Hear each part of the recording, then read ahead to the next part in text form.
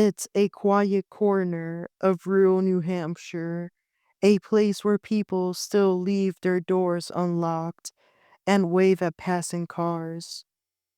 But in January 2017, the calm 979 Meterboro Road shattered into one of the most gruesome double murders the state had ever seen. Two women, Christine Sullivan and Jenna Pellegrini, were found dead, stabbed to death, hidden beneath a porch in the dead of winter.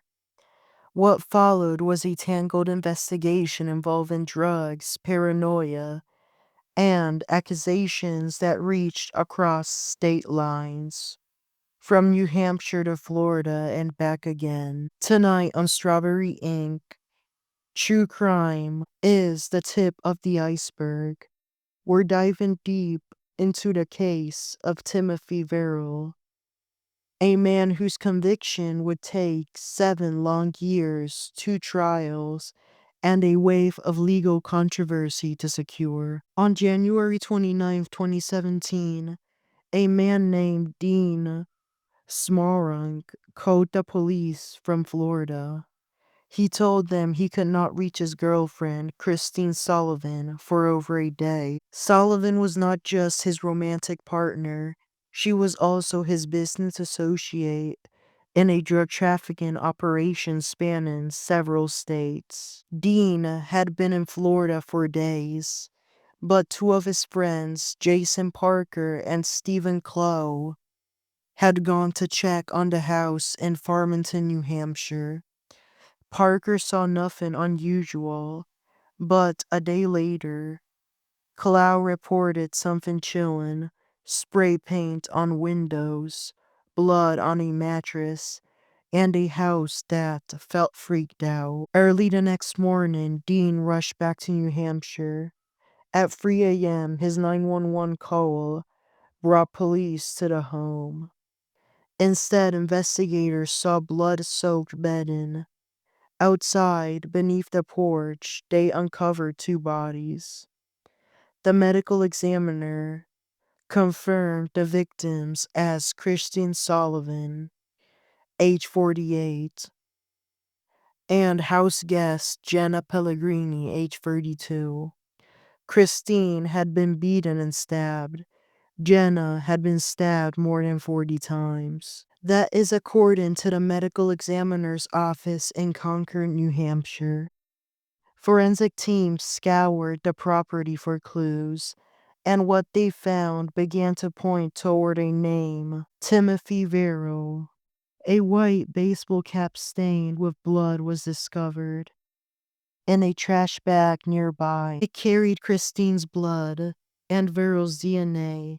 He was known to wear plain white caps, matching the brand and style of one at the scene. His fingerprints appeared on spray paint cans, trash bags, and even a plastic cup. Investigators noticed he had cuts on his hands and arms just days after the murders, injuries he could not explain. Surveillance footage pulled from the house's security system showed Verrill at the scene with both women. Hours before the cameras went dead, he was the last person seen with Christine and Jenna alive. Then came something new for investigators: an Amazon Echo, because the device might have heard something during the attack. Investigators fought to access its audio. Amazon was then ordered to turn over any possible recordings in what became a precedent-setting privacy battle. This was the climax of this murder investigation. Why would Verrill commit such a brutal crime? One witness, named Joshua Colwell, stated that Verrill had grown up paranoid and violent under heavy drug use. He believed that Jenna Pellegrini was a police informant, someone who might bring down the drug operation. After the killings, Verrill's behavior grew more suspicious.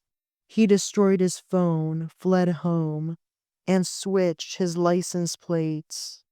His stepmother drove him to a hospital where he admitted to using heavy meth and cocaine. Days later, he checked himself into rehab, and that's where police finally found him. On February 6, 2017, Massachusetts State Police arrested Timothy Verrill at the Lawrence Medical Center and extradited him back to New Hampshire. But Verrill was not the only name floated in the investigation. Police explored several others connected to the victims. Stephen Clow, Dean Smarunk, Michael DeToria, who was nicknamed Spider, Joshua Cowell, and even a man from Florida named Fidencio Avellano, who allegedly said Smarunk offered him money to kill Christine. 7 people in total were probed as suspects within the state of Florida.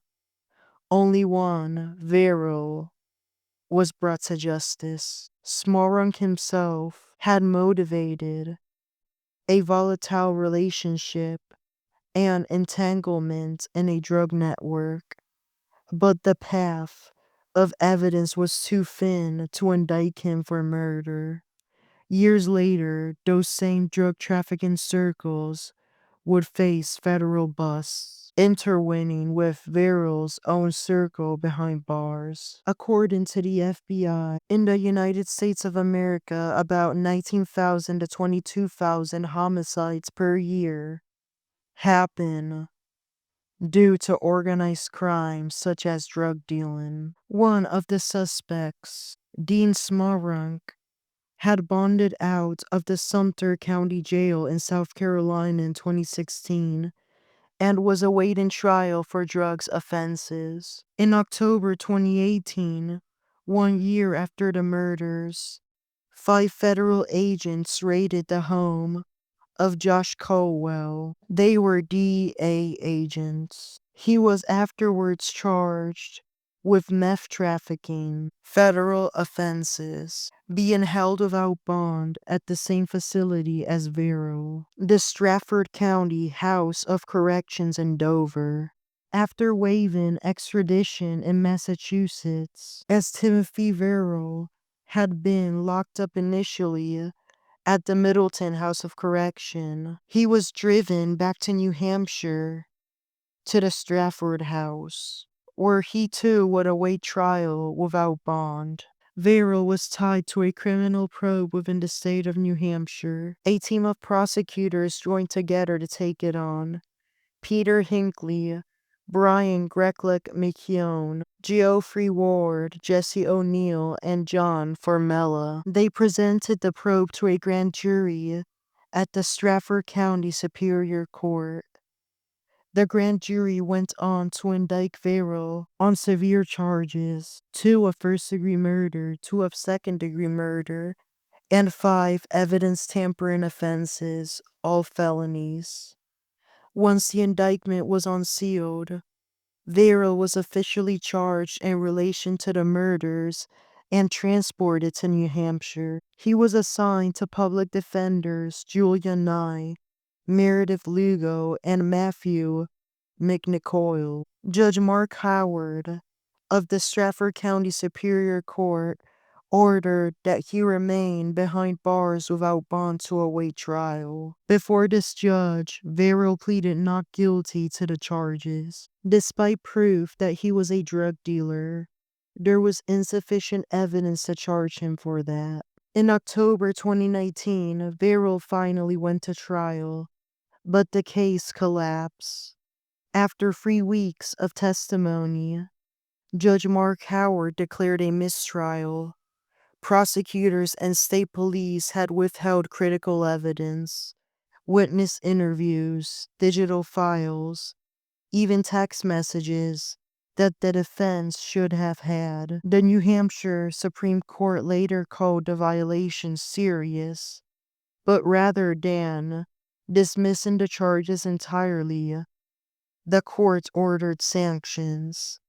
The state was fined, having to pay the defense's additional cost, and was barred from using some of the late evidence at retrial. Through it all, Verrill remained locked up, moved from Stratford to Carroll County, their jail for safety. Dean Smorunk, one of the associates of Verrill, who was awaiting trial for the South Carolina drugs case, had it be transferred over to New Hampshire. Under a deal, Smorunk pleaded guilty to the charges in December 2019.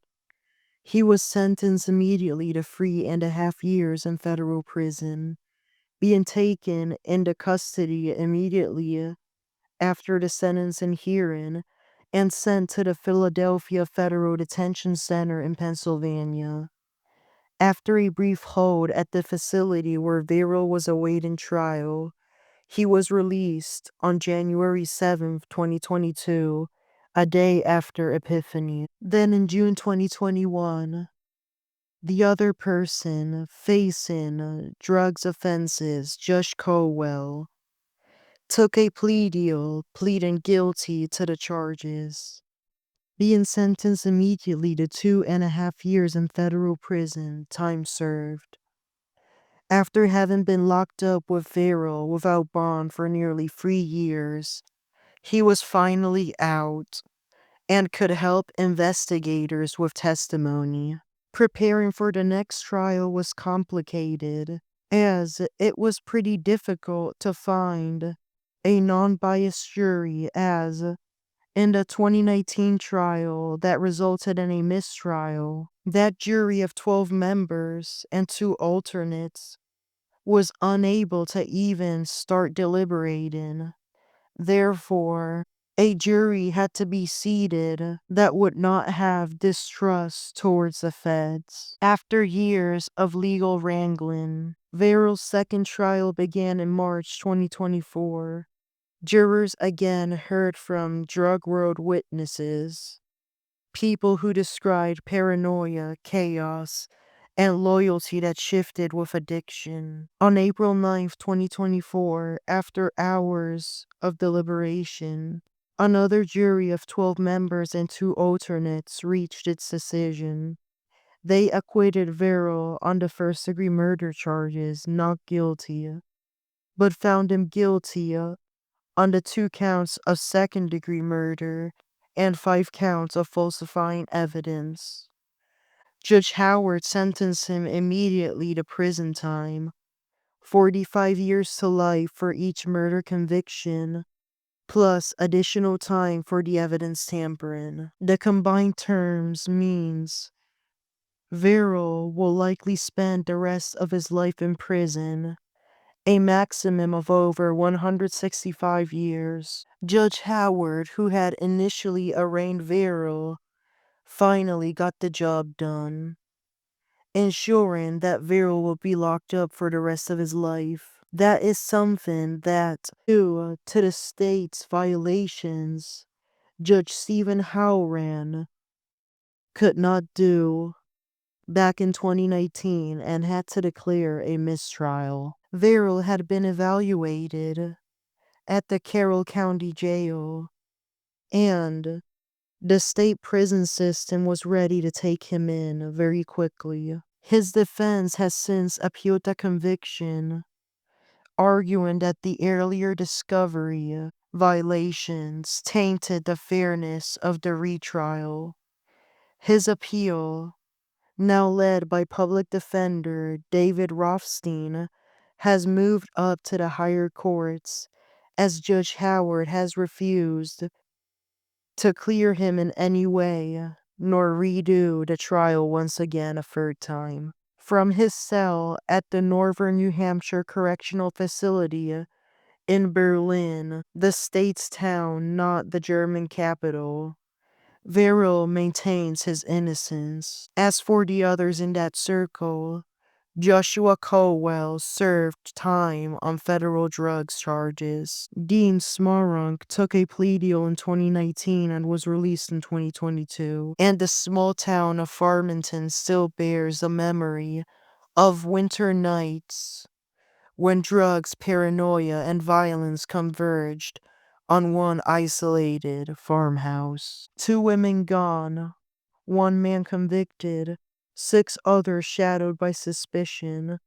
The questions left behind at 979 Meterboro Road may never be fully answered. But one truth remains, even in small towns, secrets may have a way of surfacing, sometimes from beneath the porch.